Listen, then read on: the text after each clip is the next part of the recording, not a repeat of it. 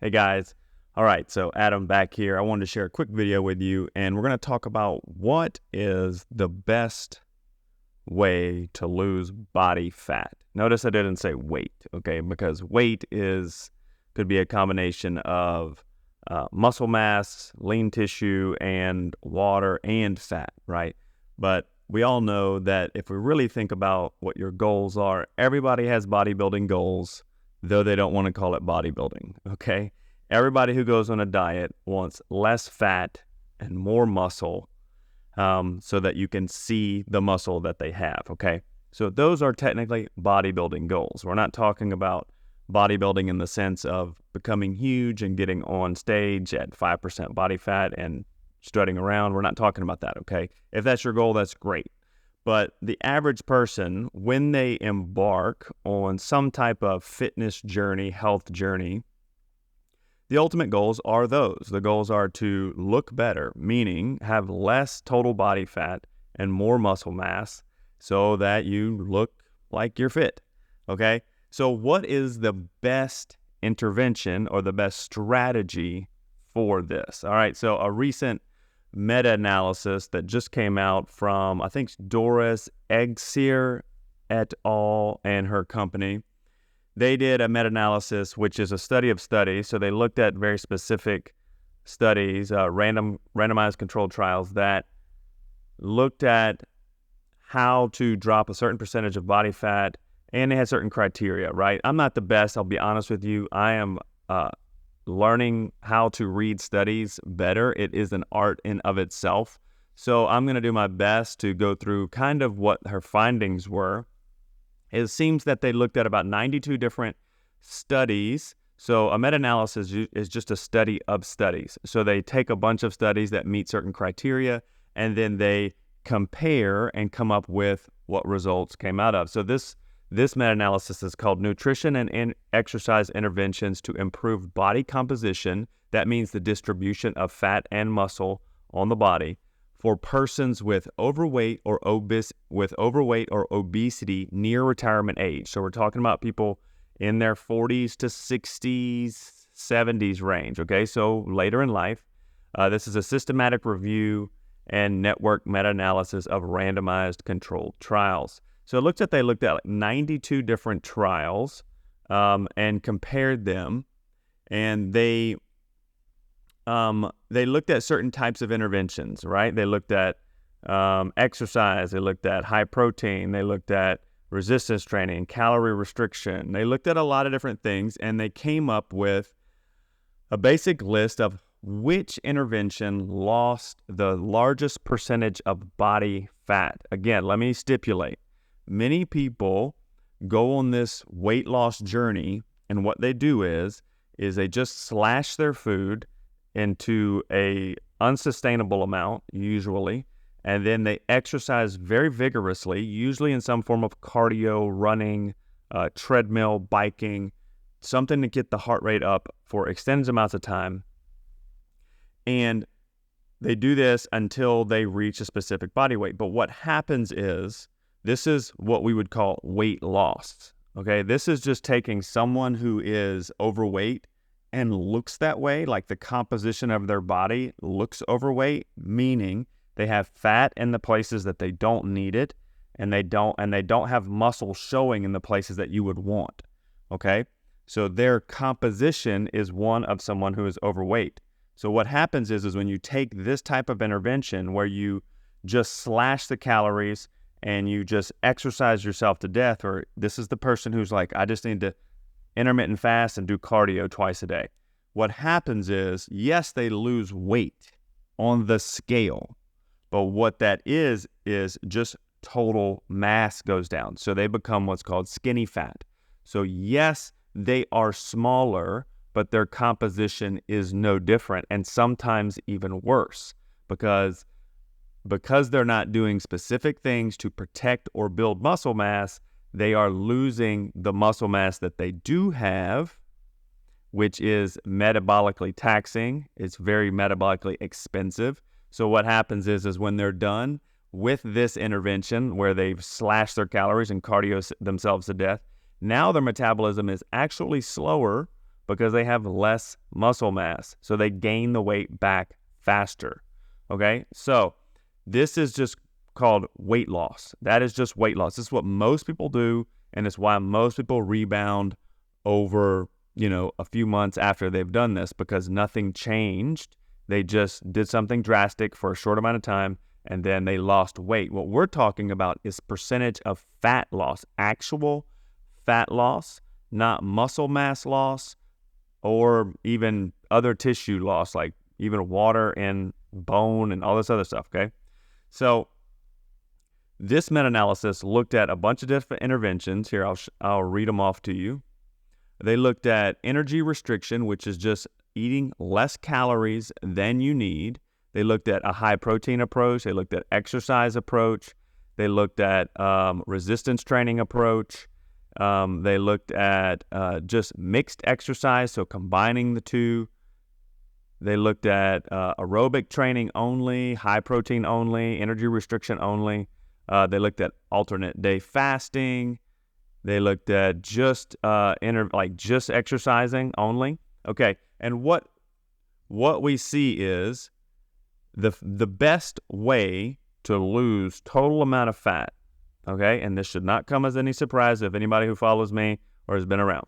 The best way they concluded was to be in energy restriction, meaning you have to eat less than is required. I know there's people out there saying calories don't matter. I know there's people saying, well, I tried that and calories don't work. Well, you don't get to just say because it didn't work for me that the laws of physics no longer apply, right? These are immutable laws. Energy and mass have to be accounted for. They have to go somewhere. So if you're taking in energy, that energy has to go somewhere. It has to be dissipated in some place, stored or dissipated, or used, I should say. So you have to consume less food. Doesn't have to be drastic amounts less. It just needs to be enough. It needs to be like 10% less over time. All right. The other thing they found was you needed to have a high protein approach. Okay. So now not only are we restricting our energy intake, but we are making sure that we have a high protein intake. Okay. So what does protein do? Protein is structural. It is very difficult to use it as energy. The body can use it as energy, but usually it's primarily used for structural means. You create bone, muscle, tissue, antibodies, enzymes. Like you use it for a lot of different things, but it is to build. So this protects muscle mass. All right.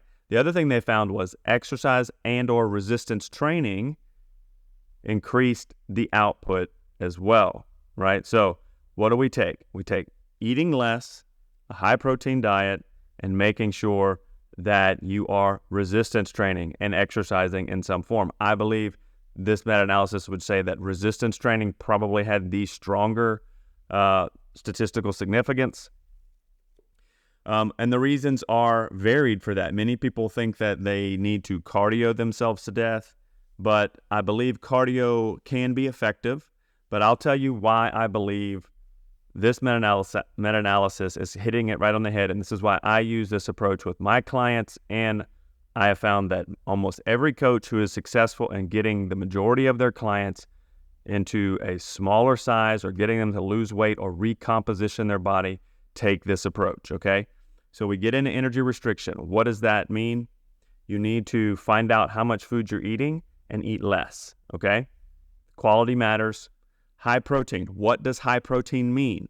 High protein does not mean, oh, well, I had a chicken breast and that was good and that was a lot for me, right? Like I've had people literally tell me, I said, hey, you got to have a high protein diet. They were like, well, I eat like turkey sandwiches and I eat like chopsticks.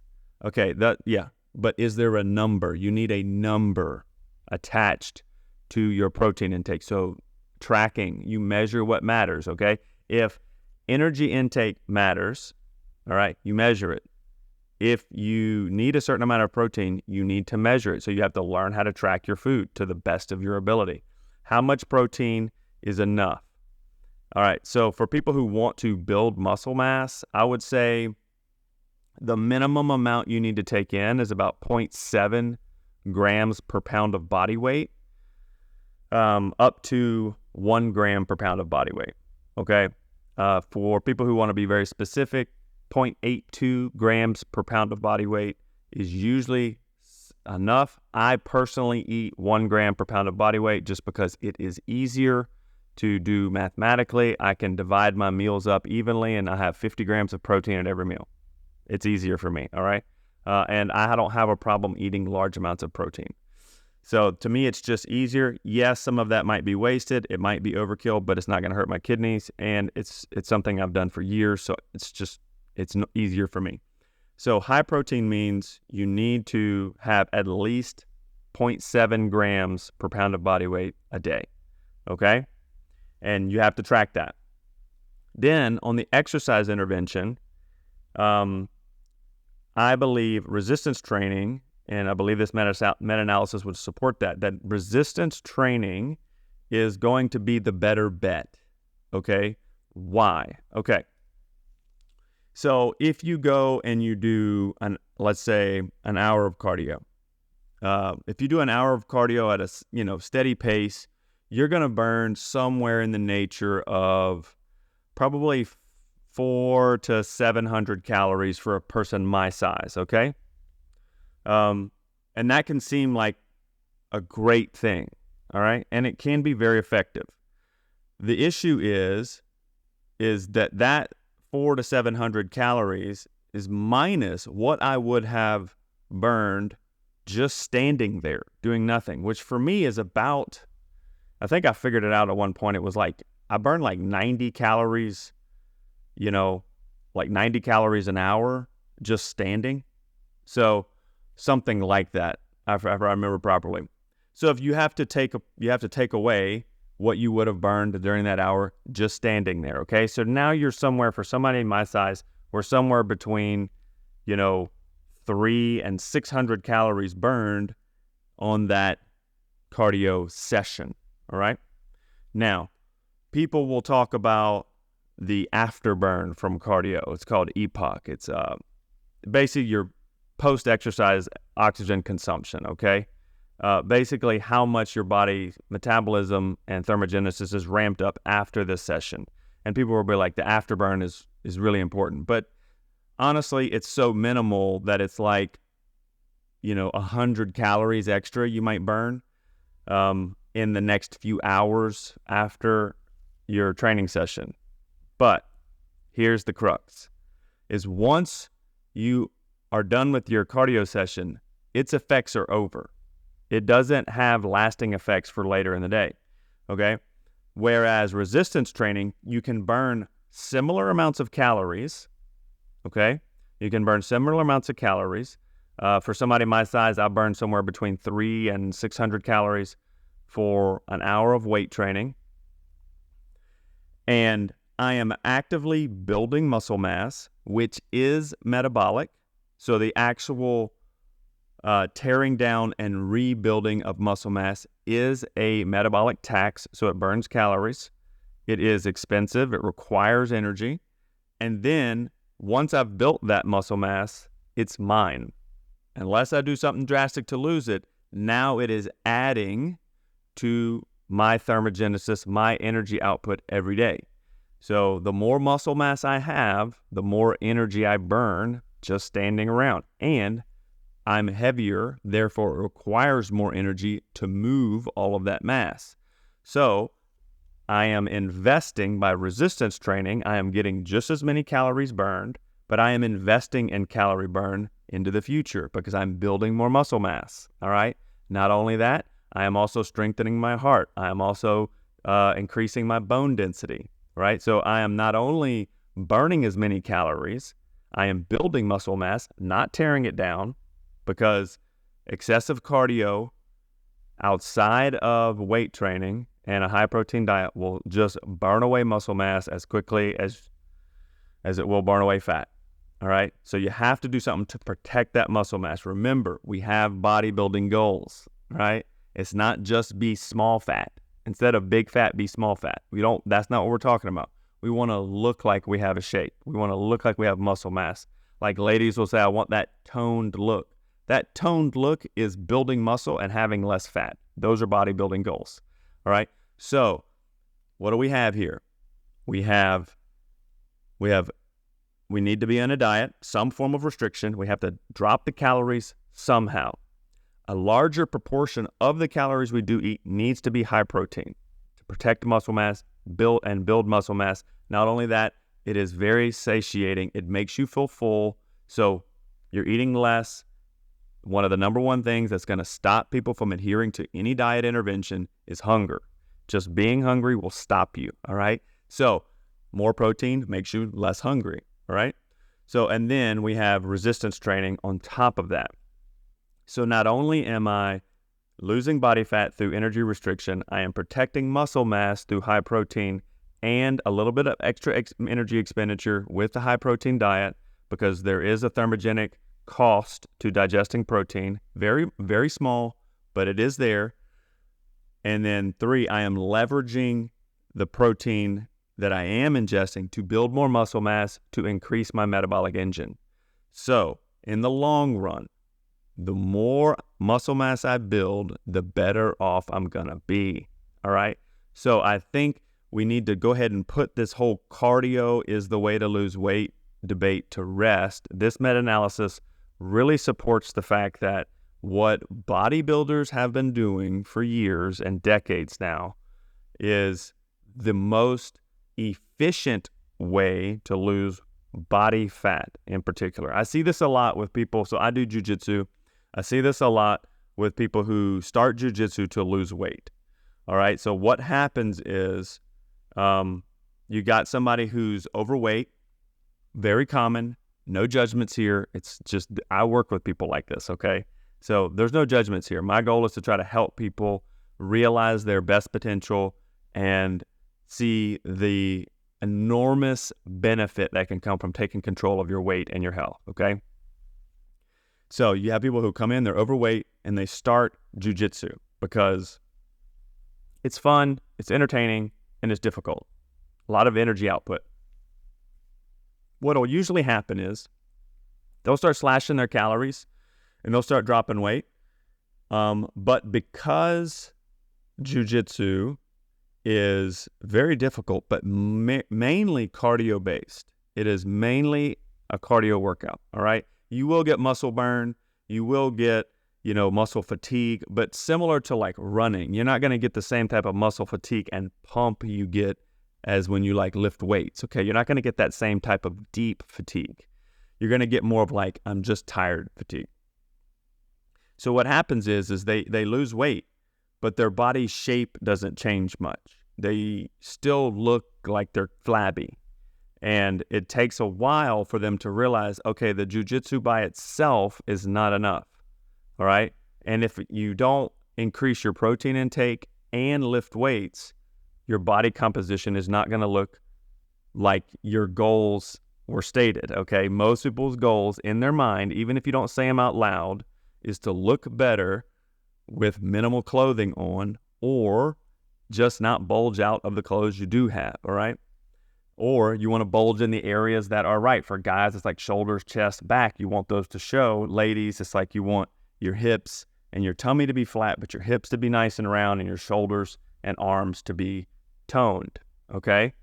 But the only way to get this is to build muscle mass and lose body fat. And that's what this meta-analysis is talking about, okay? So for any of you guys who listen, who are in my jiu-jitsu school or in jiu-jitsu schools in general, if you're using jiu-jitsu or some form of cardio-based activity to lose weight, you need to rethink your strategy, okay? It can help. It's very powerful. It does work to some extent. But if your goal is to look more toned and your goal is to have more muscle mass and build a physique that is impressive, then you have to build that physique through these strategies, okay? You need to take control of your food, and you can do that in a variety of ways, but there has to be some form of energy deficit. The amount of total energy going into your face has to come down, okay? That could be through intermittent fasting. That could be through cutting out junk food. That could be through cutting out whole macronutrients. Like some people just cut carbs, go keto. Some people do carnivore. Some people do, just flexible dieting, but they track their macros. That's what I do. I do much more flexible dieting, where I track all my food, but I have a much larger proportion of animal foods and whole foods in my diet. I don't eat much processed food at all. And I do that on purpose because it's not good for you. Okay. So there's a lot of ways to change energy restriction or to implement energy restriction, but you got to find one that you can do every day and keep with. Okay. Second thing is you got to get the protein intake up. You got to get it up. You have to prioritize your protein at every meal. There are no meals that have no protein, not even snacks. So I have people that are like, well, I'm dieting and my snack is almonds and an apple. Okay, well, there's like minuscule amounts of protein in there, which is structural, and the rest is just energy, fats and carbs. All right, so energy, if not used, must be stored. All right, so we want to make sure that protein is high, at least 0.7 grams per pound of body weight, up to 1 gram per pound of body weight. Guys find it a little easier to eat higher amounts of protein than girls. If you are significantly overweight and you're like, okay, I'm 300 pounds, I can't eat 280 grams of protein a day. Okay, that's fine. Then you're going to do 1 gram per pound of desired body weight. So let's say you're like me, you're 6 foot tall, but you're 280 pounds, but you want to be 220 pounds. All right. Your goal is going to be 220 grams of protein a day, somewhere between 200 and 220 grams of protein a day. All right. If you're a lady and you're 5'3", but you're 180 pounds, but your goal is to be 140 pounds. All right. The new goal is 125 to 140 grams of protein a day. All right. So be smart. It's got to be high though. Okay. It can't be, I eat 60 grams of protein a day and I don't know why I'm losing weight. If you try to track your food, I will tell you this. If you try to track your food and you let certain apps like MyFitnessPal, or My Plate or any of these set your macros for you, your proteins, carbs, and fats, they will almost always set the protein extremely low, the carbs too high, and the fats low. All right, so you need to figure these out. There's calculators online that will tell you exactly what you need. There's TDEE.com. They will set your macros for you, or you can reach out to me directly on Instagram. Just DM me directly and I'll help you. I don't care. All right. So you need to set it and you need to track it. So you need to learn how to track it. All right. So we have our energy intake has to come down. The protein has to go up. And then resistance training is your primary source of exercise. All right. So this is in the weight room, lifting weights, pushing yourself. This isn't boot camp classes. This isn't Orange Theory. This isn't things like that. This is, I'm literally lifting weights to get stronger, bigger and stronger. Now, when I say bigger, don't freak out. Ladies, you're not going to get huge because you just don't have the testosterone to do it.